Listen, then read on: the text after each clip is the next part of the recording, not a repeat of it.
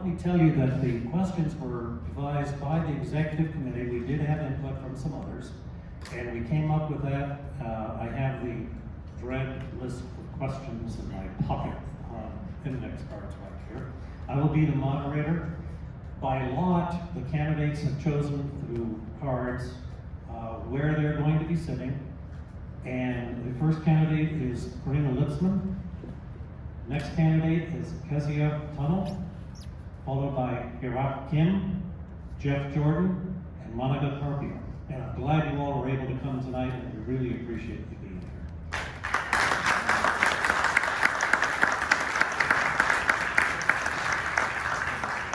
I had them pick playing cards, and I used the suit of diamonds because that's what they're collectively, that's what they're worth their weight in, is diamonds, all of them. Thank you. The way this is going to work is I'm going to ask the question. It's going to be in sequence.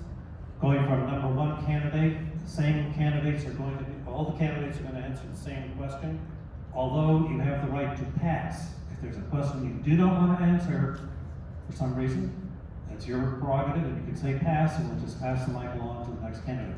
Unfortunately, Minnie Howard could only supply us with one microphone, so there would be a little bit of delay while I pass the mic, then just if you would be kind enough to pass it down to each candidate. How can we submit a question? I'm sorry? How can we submit a question? We're going to have to wait on the time, okay, on this thing. If we don't cover it, we should have some time at the end if we can get to the questions. So that's basically how we do it. Hopefully the candidates will have time to meet with you all, even one-on-one, to be answering some questions. But this is simply for the format in the interest of time. We ask also the candidates, we have a timekeeper. Bethany's going to be our timekeeper. Please keep your answers to 2 minutes.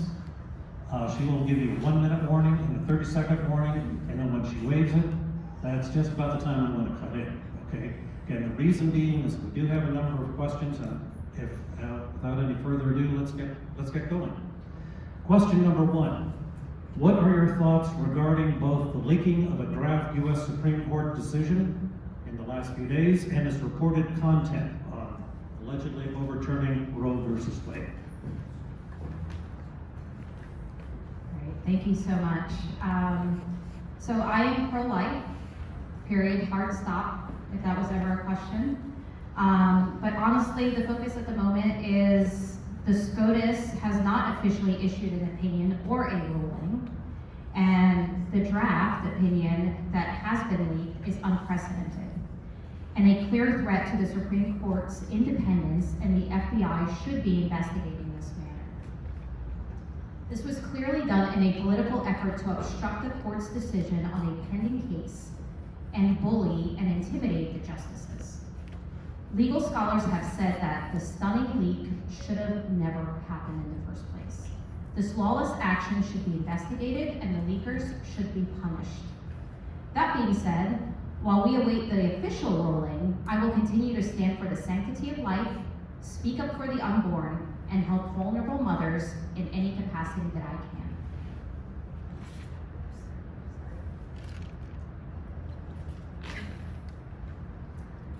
Yesterday and the day before, I went down to the Supreme Court so I could actually see what this chaos has caused. And even in one of the moments that I was there, I got up close and in front of it. And there was a group of pro-life demonstrators, and the pro-choice had attacked them and were pushing them out of the crowd. This is what this leak was caused for. It was caused to create chaos. It was caused to create people to get out and create division more for the November elections, because the Democrats are not able to, at this moment, to win on who they are and their principles. So instead, again, they're continuing to push woke agendas to hurt the American people, and to hurt women, and to hurt babies. And we cannot continue to let this happen, and we have to stand up and we have to fight against it. So where there was just a few that were standing, I hope there will be more that will stand for life, and that we won't back down. And it is unprecedented for this to have happened, for something to be leaked like this, and we should know who did it and why, and it needs to be investigated. That is one of the most sacred courts of America, the sacred court of America, and we need to protect it with every single thing that we can. And We need to not allow this to go forward, and we need to push for them to correct this issue. I do hope this is the opinion that we will see, and that it will go to the states, and then once I'm in Congress, I will be a part of putting an amendment out there to end abortion in America. Thank you.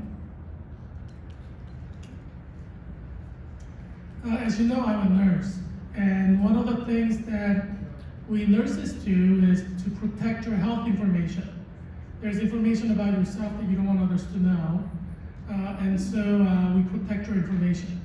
I'm the president of Virginia League for Nursing, which is an organization for all the professors of nursing in Virginia universities, like University of Virginia, Virginia Commonwealth University, Virginia Marymount University, and George Mason University. And as the president of the professors of nursing, I'm dedicated to protecting your health information. In the same way, U.S. Supreme Court needs to protect private information. If a nurse divulges your personal private information that can have consequences for you in your job or socially, they can be punished with fines, imprisonment, and loss of license. So in terms of Supreme Court justice, what their discussions, how they leaked, whoever leaked it should receive penalties that can be fines, imprisonment, and loss of their lawyer license. Having said that, as you know, we're fighting a battle, which is a cultural war. And you know that I am a MAGA, America First candidate, and I have a vision for America to bring it back to God. So for me, as someone who believes that life starts at conception and wants to overturn Roe versus Wade, have worked hard to do that for decades, starting from elementary school, throughout college demonstrations at University of Pennsylvania, pro-life demonstrations, to now, marching in Virginia's March for Life in Richmond a couple weeks ago. I believe that we can use this leak to our advantage. And if you've been following my Twitter account, you see that I'm utilizing this to our advantage to overturn Roe versus Wade. Thank you.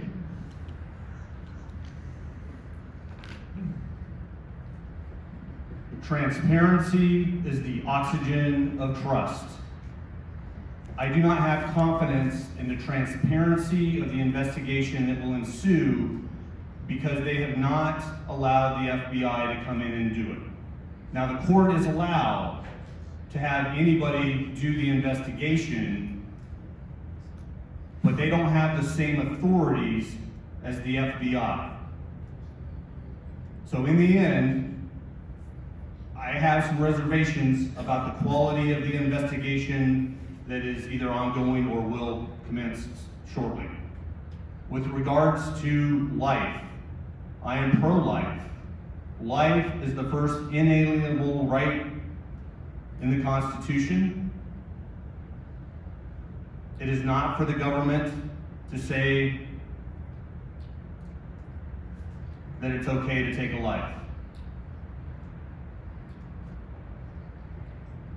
In the end, we have to defend every right, life, and liberty, because we love this country, we want it to advance, we want it to grow, we want it to prosper. And I will temper my words here. There's a difference between a Democrat and a progressive. There are some Democrats out there that still love this country. But I haven't met a progressive yet that does.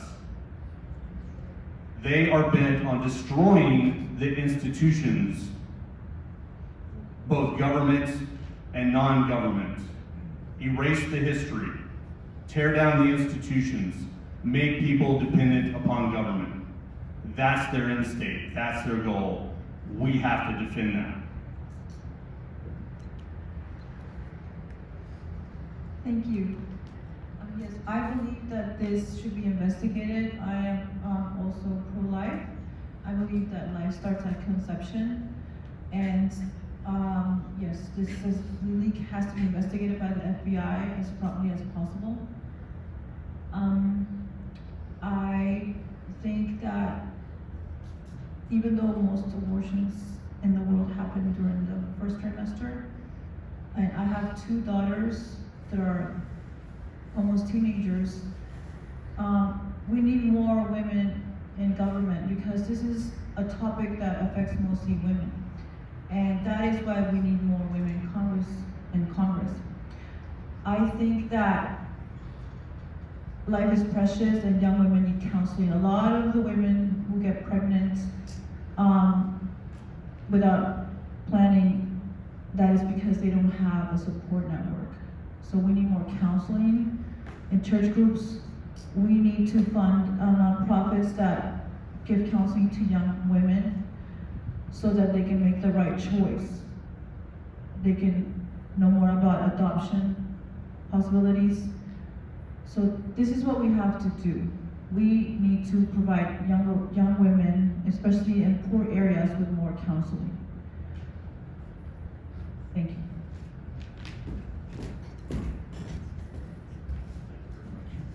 This next question may seem like an off-the-wall question, it is not. It's really one that's very important and affecting women. And let me start with this.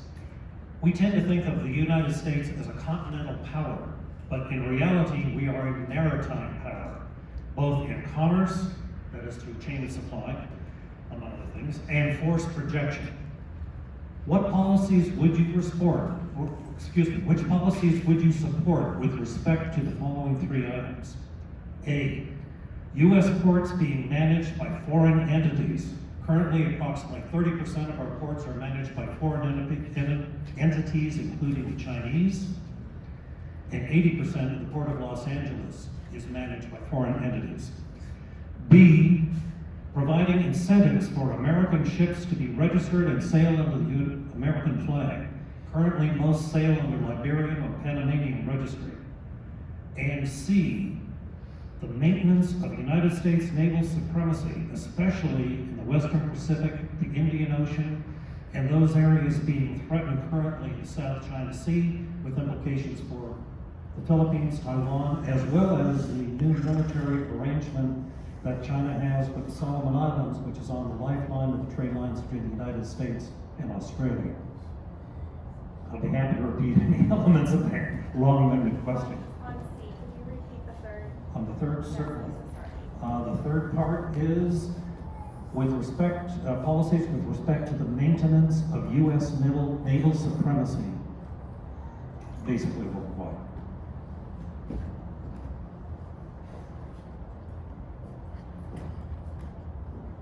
This is a long question, so I hope I can answer it quickly enough. I would like for Americans to maintain our ports of entries. That would be very important. But one of the things that we don't do is automate our ports right now. Instead, we use man labor and unions, and a lot of times that's what's slowing things down, and we're one of the only countries that do not automate our ports. So instead of having other countries running them for us, instead, we should talk about automation so we're able to get things off the ships and process and put through our country quicker. And there's ways that we can do that through our infrastructure packages, and we haven't looked at that yet, or we haven't done it. So it's something that we can do in Congress, is talk about automation. And then I would love to see every ship that's coming into America to carry the American flag. We have something to be very proud of. American is excellent, and we provide excellence all over the world, and we must be strong enough to do so. And then maintaining our naval ships is incredibly important. As we know, China has increased their naval powers by over 400%, and they are neck to neck with us, and we have to really consider and think about what we're doing and how we're spending our money. We have enough money in our defense budget to do this, but it's how we're spending the money. Instead of using it on world policies and doing gender issues and different studies that have nothing to do with war and getting prepared for war and taking care of our commerce, taking care of our sailors and other people on the water, we need to make sure that things that we're spending our money on and our policies are just to take care of our shipping, our commerce, and getting prepared to go to war if necessary. Thank you. My name is Heerak Christian Kim, and as you know, I am the MAGA, America First candidate. What does that mean? That means making America great again, which means we fly American flag everywhere in America with any entity that represents our country in trade. I'm against H-1B visa because I'm MAGA, America First candidate. I don't think we should be bringing in foreigners, whether it's from Korea, the country where I immigrated from, China, Russia, Mexico, or any other country for jobs that our citizens can do. I believe in training our own citizens and giving the will to private companies to train our citizens by not allowing H-1B visa. American manufacturing has suffered because of Bill Clinton and Democrats who constantly give China freebies, free trade agreement. And President Trump ended China's dominance during his 4 years by raising tariffs and striking back at China peacefully but decisively in terms of economy, so that America's manufacturing started to rise again. Because if they have to pay 50 cents per coat hanger in terms of tariff, even if they charge 1 cent, it's going to be 51 cents per coat hanger, which means American manufacturers of coat hangers can charge 10 cents and have an economic advantage. That's what tariff is. And so I want America to be great economically, militarily. We need to assert America's military power in South China Sea. My grandfather was killed by the communists in the Korean War. 1 million Chinese soldiers flooded South Korea and killed many Christian pastors because they were opposed to Christianity. I believe in making America great again because it's a matter of my Christian faith, my economic principles, and that's who I am as a person. Thank you.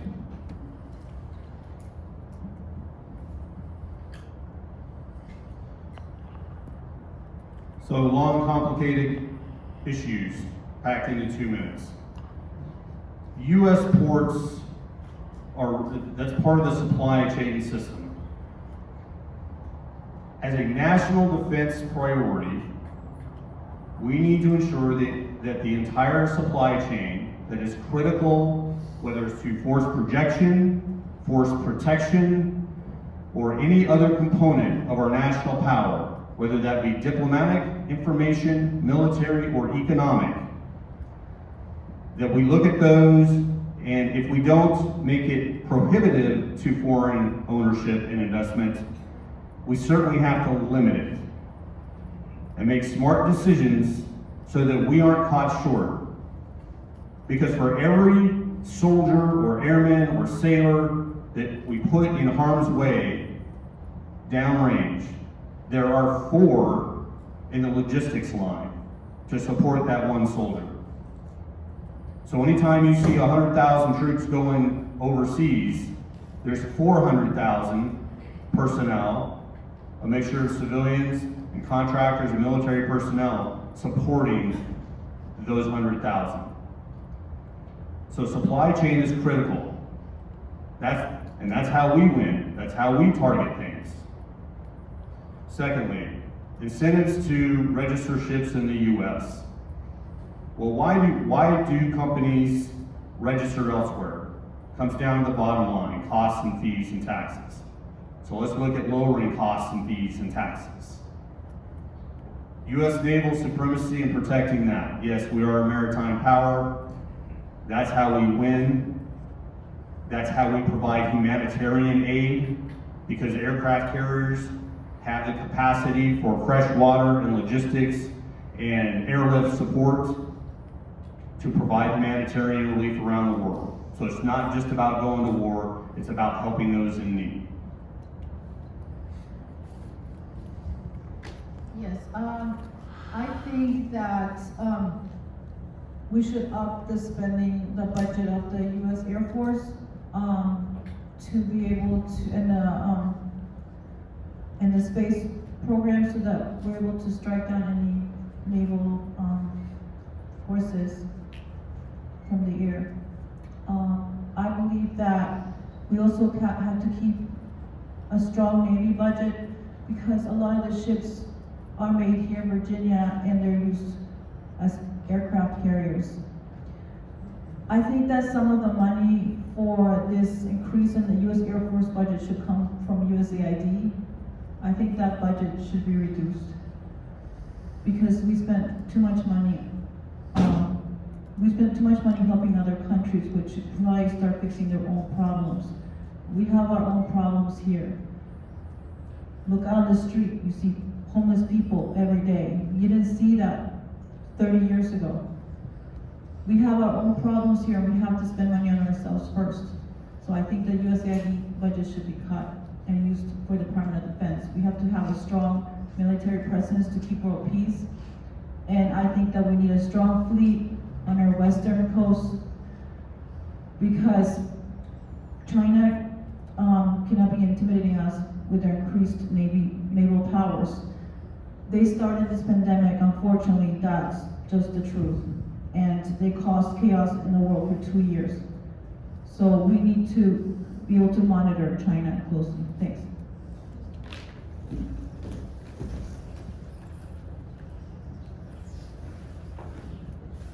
Thank you. So the first question was, should the force be maintained by Americans? And the answer is yes. And as part of the Appropriations Committee, I will make sure that we're funding DHS and CBP in order to ensure that our ports are maintained by Americans. Second question was the American flags flying on our vessels. Absolutely, we should. And we should reform the Jones Act in order to be able to do that. And the last question was on the supremacy of maritime. We should be building ships here in America. And we have been doing that for decades before, and we should start doing that again. And this would shorten the delivery times and ease of our supply chain crisis. And from a national security perspective, we need to continue to fund our Navy and maritime operations. And while we have assets both airborne and space, we need to ensure that our underwater and above water capabilities also help our military intelligence significantly. Thank you. Thank you all. Next question is a little bit shorter. What should be done to restore people's trust in government and the media? You're the audience.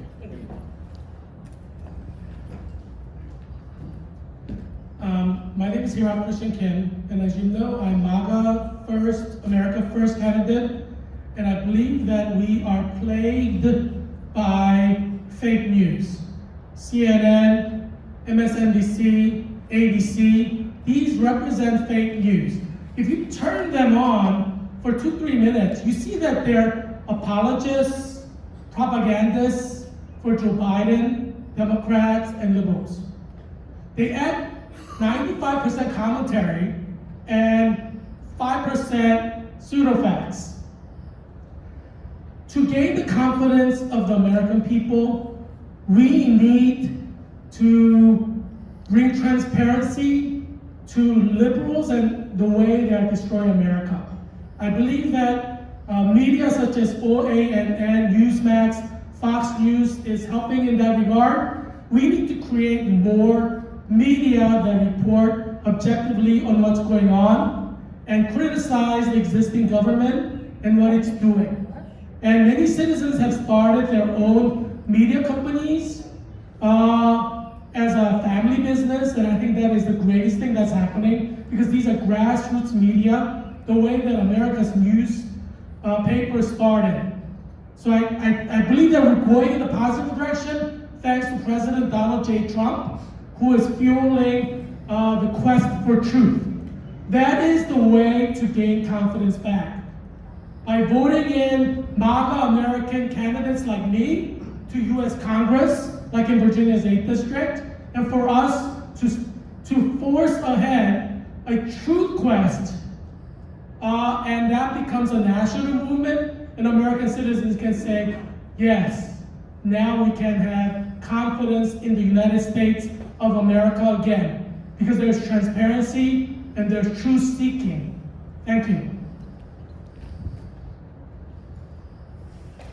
Media institutions have a valuable gift, freedom of the press. They have special access. That's because they were intended to be checks on power, like many of our other institutions, whether they be government or non-government. But they have now been co-opted by power on the left. The biggest thing we can do is adjust Section 230 and articulate the difference between campaigning, marketing, advertising, editorializing, opinionating. Define the words, what they mean, and hold institutions accountable for doing what they do and saying what they say. Because if you're going to be a publisher, there are certain guidelines for that. So let's define the rules. And I know the left has a hard time even defining what a woman is until yesterday. We need to make the definitions, hold them accountable, and defend the First Amendment as vigorously as we defend the Second. Thank you. Yeah, it's going to be very hard to restore people's trust in the government, especially, and in the media. I mean, the media is just out of control. The reason this pandemic lasted so long was because of irresponsible reporters. Scandalous newspapers who just blew everything out of control. Sure, a lot of people got sick, but it was mostly people with underlying conditions and elderly people. There was no reason to close businesses and schools for so long. With the government, I think that we need to vote politicians out, and it just starts with people just getting really, really angry and just going out there and becoming poll officers, poll watchers, election integrity officers, running for Congress. When people get angry enough, they just create change. So we need to vote out the current politicians, and it's happening. It happened with Governor Youngkin. It's going to happen with the school boards next year. It's going to happen somewhat with this year and this year's elections, So that's what we need to do. We need to vote these people out. We need term limits in Congress. It's irrational that Congress people stay on for so long. They stop caring after a few years. Maybe they cared at the beginning, but then they just stop caring. So we need term limits. People stay on way too long. Some of the congressmen here in Virginia have stayed on for 35 years. I think it's Bobby Scott who's been there for 35 years. Eleanor Norton in DC has been there for more than 35 years. The guy who died in Alaska, that's why Sarah Palin is running for Congress or Senate or something like that. In Alaska, he stayed on for 49 years. This is way too long. Okay, thanks.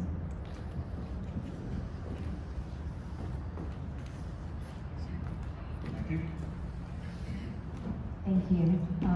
So in terms of media, I think that the media has been silencing the conservative voices for way too long, and I think we're all very excited that Elon Musk has now acquired Twitter.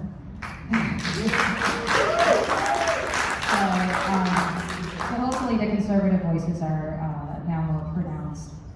And we need to ensure that every voice is heard.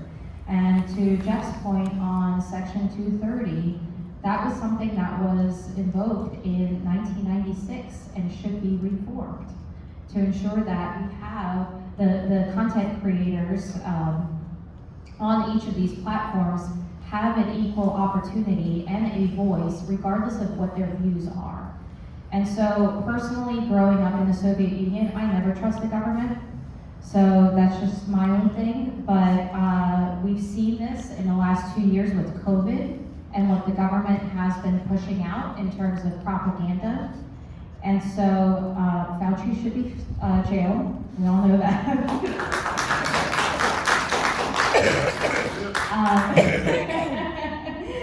But you know, we should have expressed concern, and we should have skepticism, and we should do our own research in terms of what comes out of the media. We can't let the media think on our behalf. That is the power of the American people, is that we can think critically and make those decisions on our own without the government telling us what to do. And I will ensure that we have those policies in place that allow every person to have a voice regardless of their views. And I will make sure that we reform Section 230 correctly. Thank you.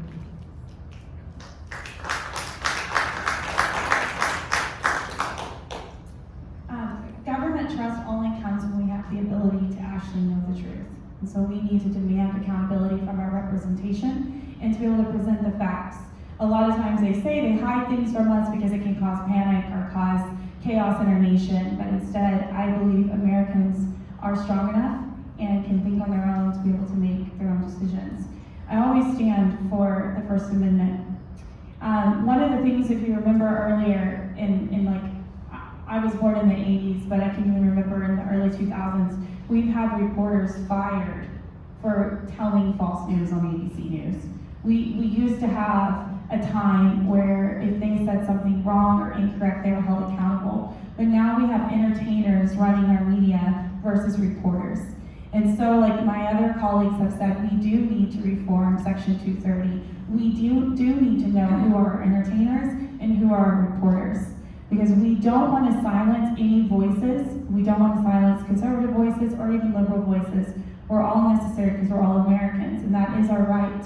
But we do need to know the difference between news and entertainment, and reporting needs to come from a transparency, no propaganda, no lying to the American people, and we need to be able to have confidence that our representation respects us and knows that as American people we can make decisions on our own behalf. Thank you.